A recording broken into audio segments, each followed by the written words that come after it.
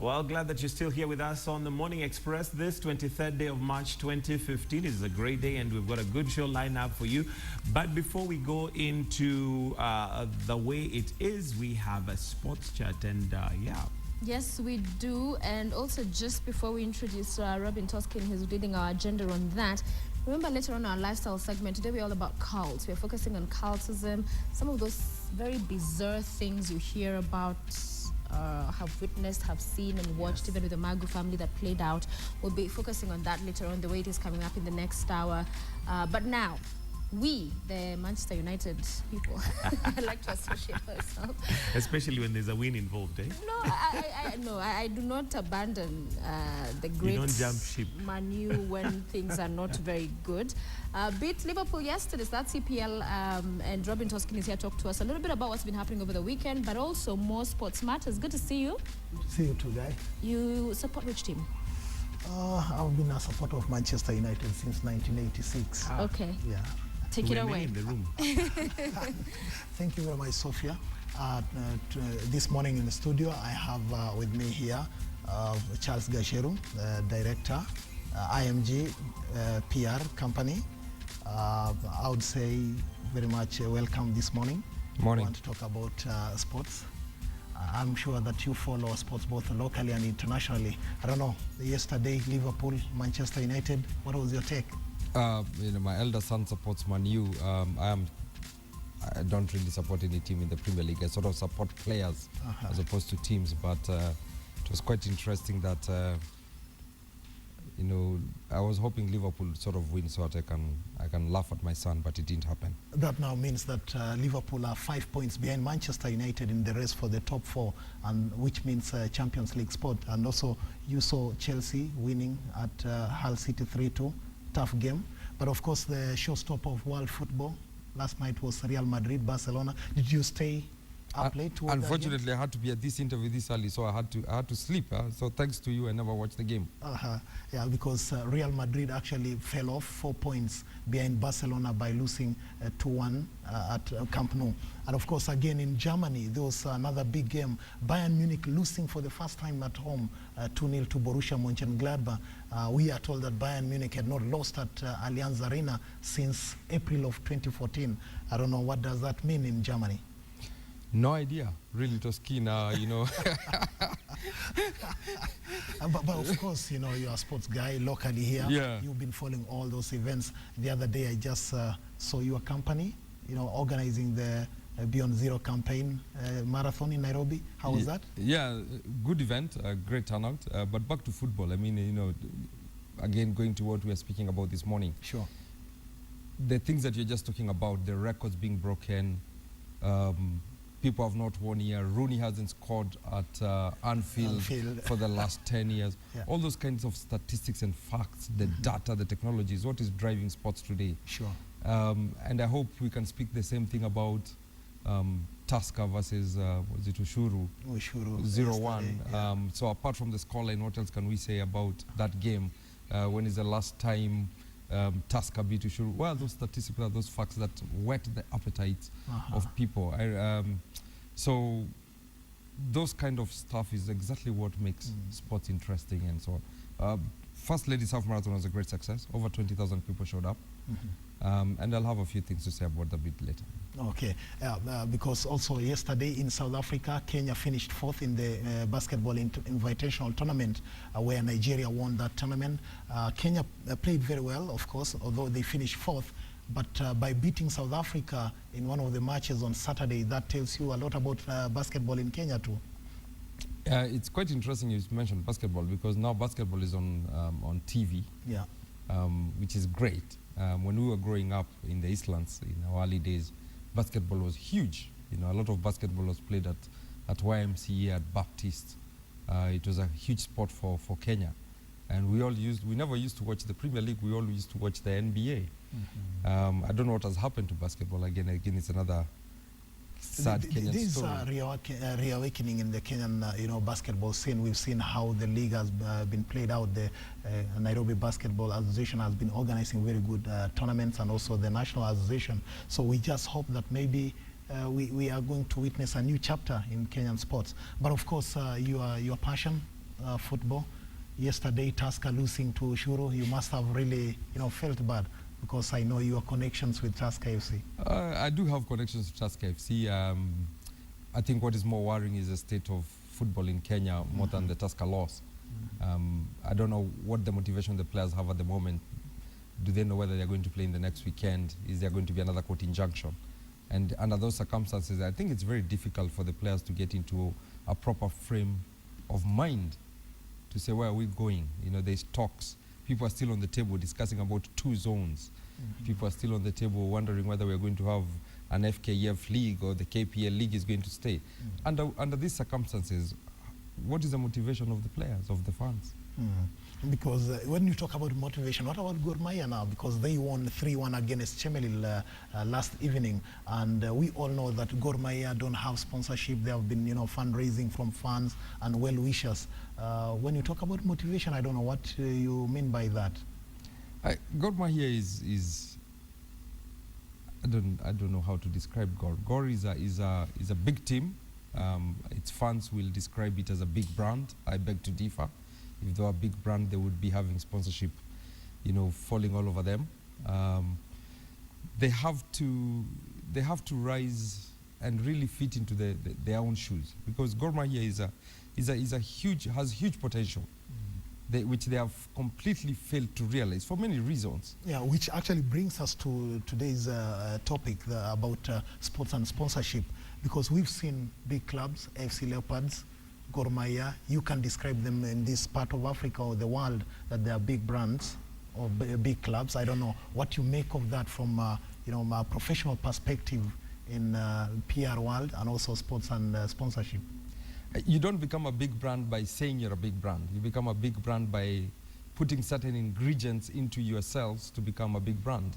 And you've got to put yourself, almost think of yourself like a product, and say, what do I need to do as Gor Mahia, as AFC, as Tusker FC, as Sofapaka, as an individual athlete to become a big brand, to attract sponsors? Am I attractive to sponsors? Do I cut across geographies? Do I appeal to the old and the young? How do I act? How do I behave? So if you look at people like Bolt, they run for 10 seconds, and then for the next 10 minutes, they are all over the stadium. Yeah, just like you can see Gor Mahia there in their white, jerseys. There's nothing, in front of that T-shirt to suggest that maybe they have someone, sponsoring them, unlike maybe Ushuru or even Tusker. Do you think it's very important for clubs maybe to have the kind of sponsorship we are talking about here? Yes, it is important, but I think the revenue from clubs comes from really 4 different areas. One is sponsorship. They can get sponsored. So the shirt is an ideal place for people to get sponsorship. So you see people like Qatar Foundation putting huge amounts of money to buy shirts. Chevrolet, and now I think on the shirt of Man U, Standard Chartered on the shirt of Liverpool. It's huge money. Get revenue.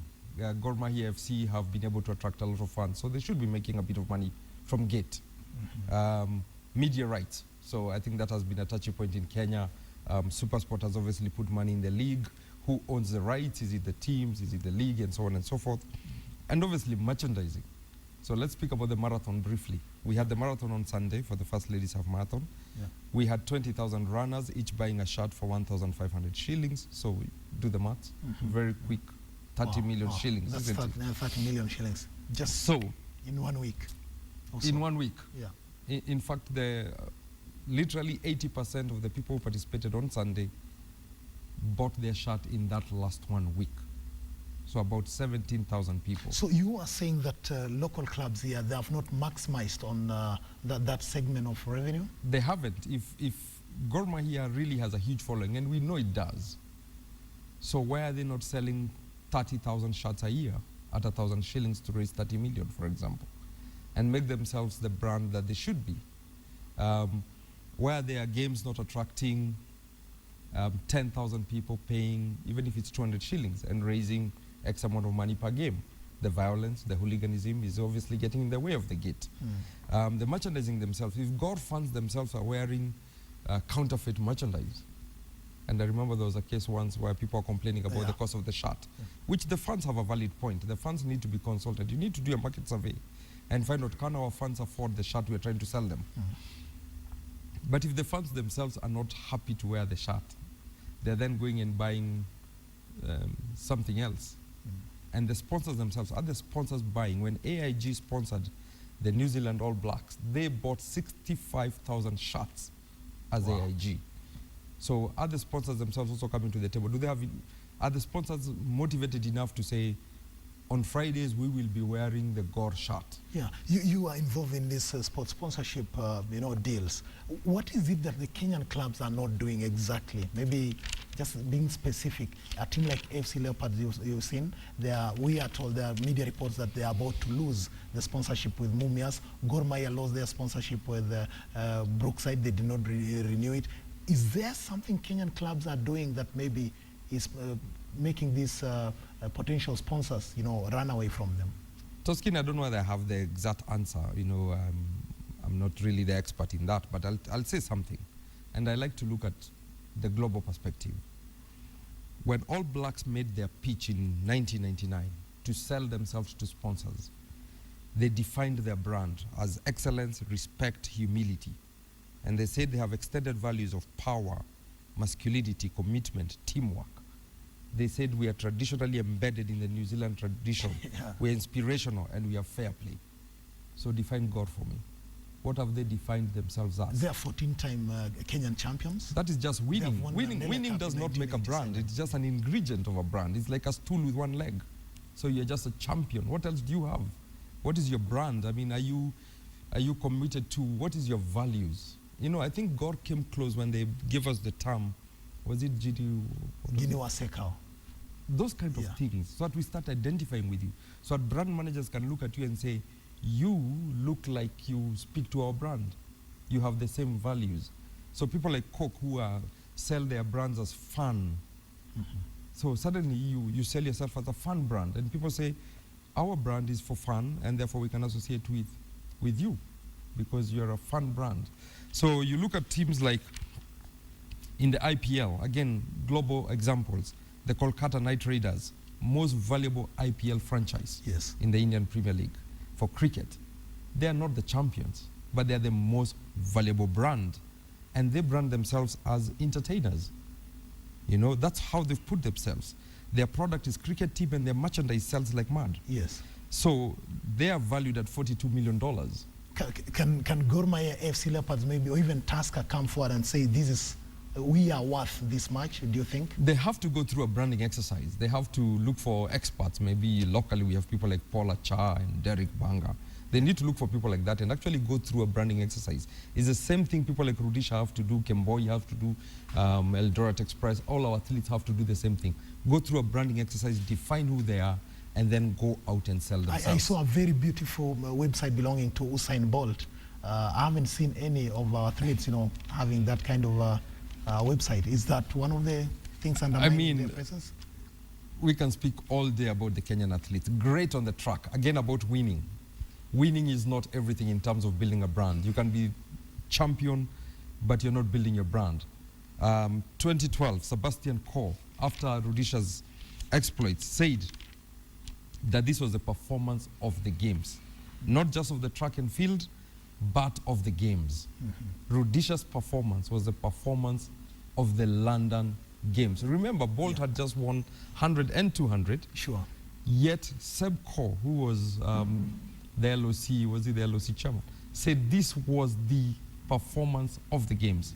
Yet today, if you look at the Forbes ranking, Usain Bolt is in the top 100. He earns $23 million a year. I have searched and asked how much Rudisha earns in endorsements. I have found a few endorsements for him. Adidas, obviously. Sure. Safeguard and Kiwi, what Rudisha has. Bolt on the other side has Puma, Gatorade, Suisse, Virgin Media, Visa, Nissan, all which gives him about 20 million US a year. So Bolt has won and translated his winning into a brand. Into a brand. Yes, and of the 23 million that Bolts earn every year, 23.2, 23 million is from endorsements. Yeah. As a professional in the industry, where do you think now, Kenyan sports clubs or even association should turn to for this kind of thing to happen, for them maybe, to rediscover themselves so that they can put across their values? are there specific places these guys can turn to? Yeah, I mean, there are people in the market. I mean, we help a few organizations.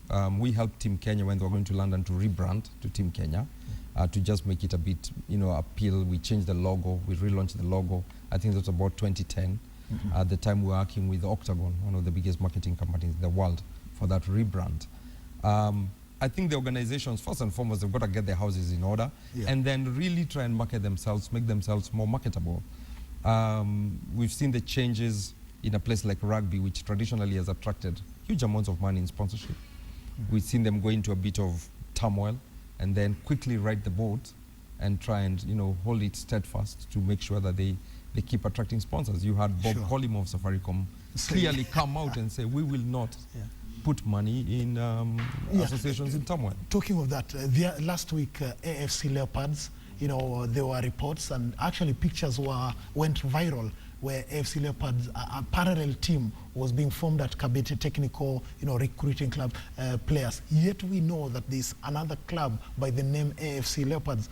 Do you think, does it send really good signals maybe to potential sponsors? Of course not. This is the kind of shenanigans that you must avoid if you are to attract any sponsorship.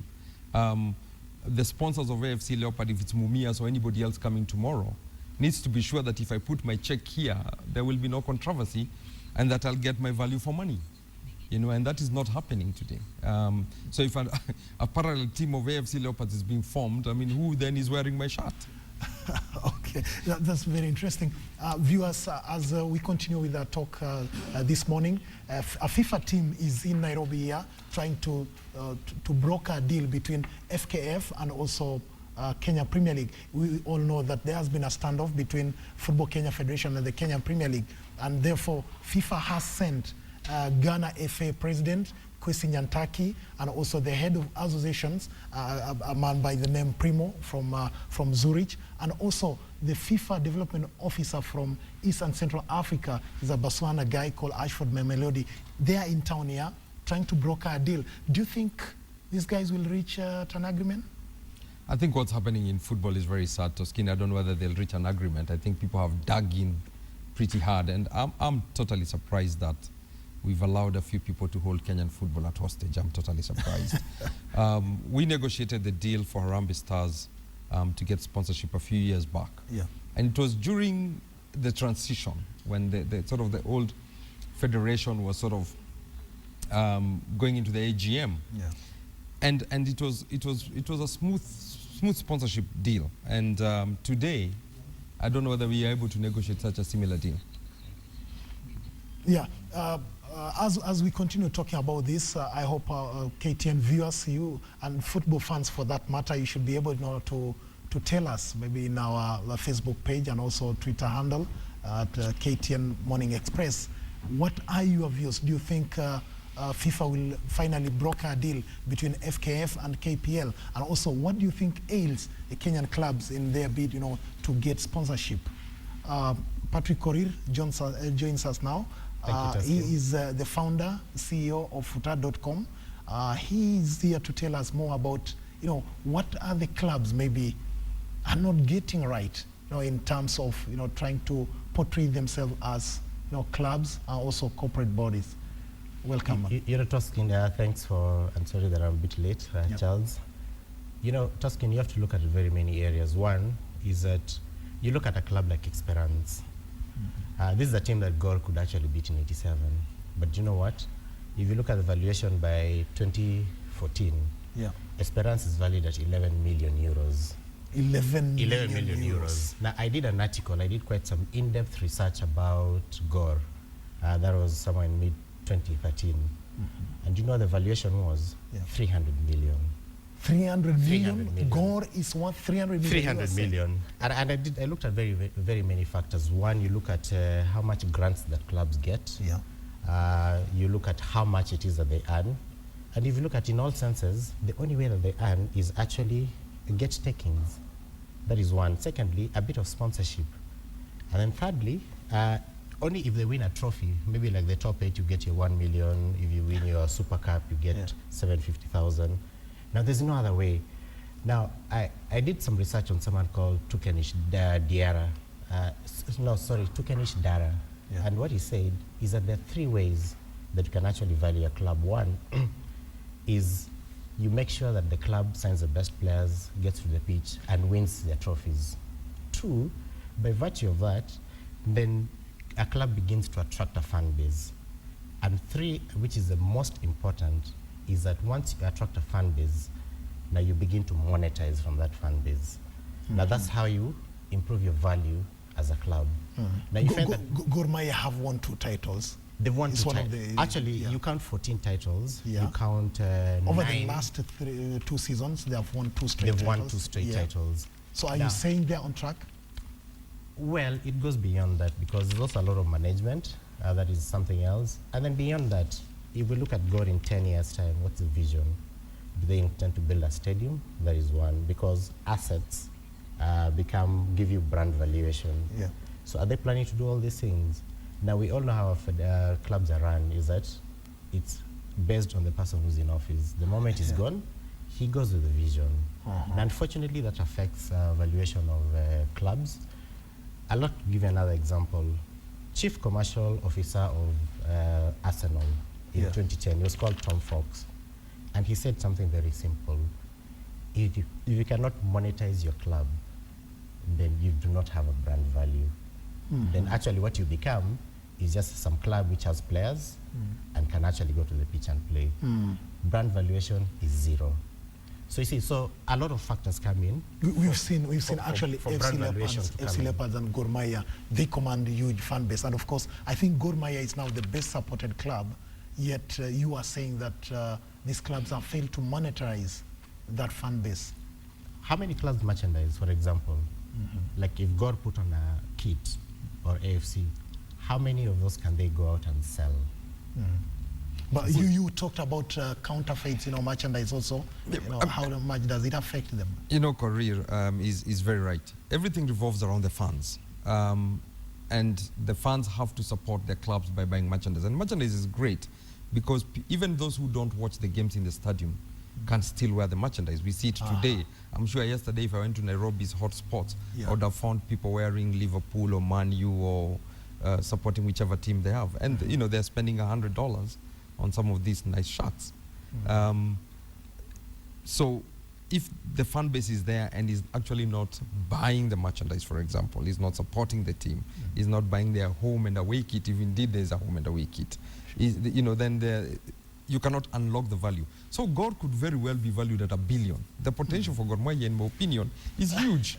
But if you cannot unlock the value, because you've got to unlock it, and it's a science. You've got to actually, probably as you were saying, they need help. They need to help. actually be able to go and unlock the value that's inherent in them. And we've made suggestions even to the league many times, take Gor and AFC, let them go and play in Nyeri, let them go and play in Mombasa, let them go and play in Kisii, let them go and play in Garissa, because the fans there want to see them. The fans there will buy the merchandise. The fans there will pay the gate. Sure. And therefore you just increase. Actually, I hope Gor Mahia fans are watching because they will remember very well when Real Madrid bought Cristiano Ronaldo from Manchester United for, was it 70 million pounds? I think it was 80. 80 million pounds, yeah. And then 3 months down the line, they had recouped about 100 million pounds, in shirt sales. Gor Mahia have signed very good players. Mehdi Kagere is now scoring for Gor Mahia, just coming from Rwanda. Do you think they should have seized that opportunity when they signed Mehdi Kagere, for instance, to kind of sell all those jerseys that belong to Mehdi?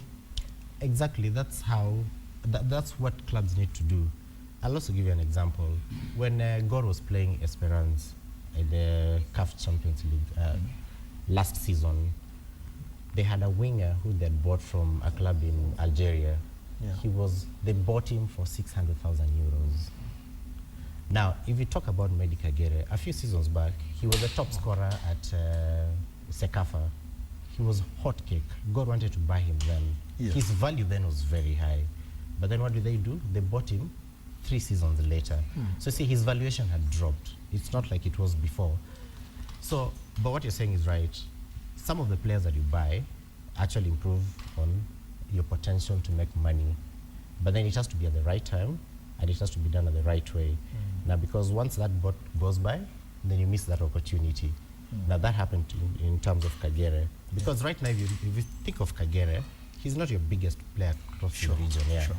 So all those things play a fact in your valuation and in your ability to attract sponsors. Because you see what happens right now, and I think Charles is the best person to actually get into this area, is that the money that clubs are making, it's more of an afterthought nowadays. Because someone says, okay, Gor has landed a sponsor, maybe also we can put in some money in a club. You see?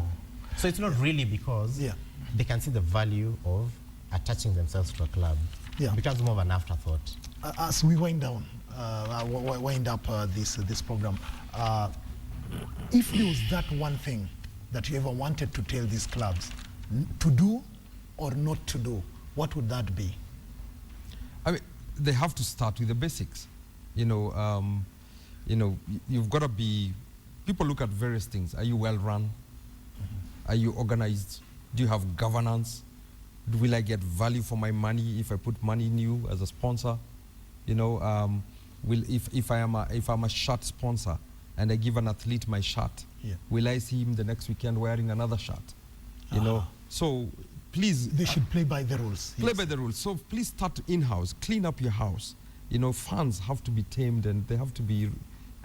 Your fan base must not be hooligans. Really, I'm sorry. You really must do that. So you must create a brand, and you have to do it, hire a professional, create a brand, then go to market it. Correct? I concur with what he says. Very good example. FC Talanta last season had a technical director called Jerome. And you know what happened? He's actually the marketing manager at Rwanda. And his key role is to make sure that they get sponsorship. So you see, so what Charles says, hiring a professional to try and sort your things out.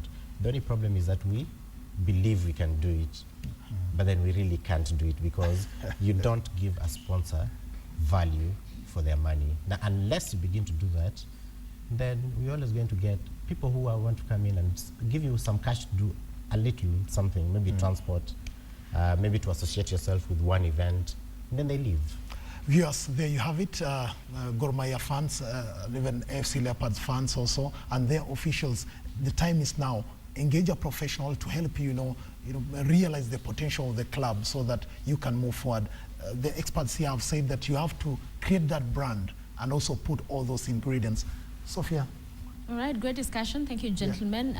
We'll wait to see if they will heed to your advice and some of those suggestions you're putting out there. We appreciate Robin Toskin and his guest this morning on the sports chat, and that's where we're winding it up.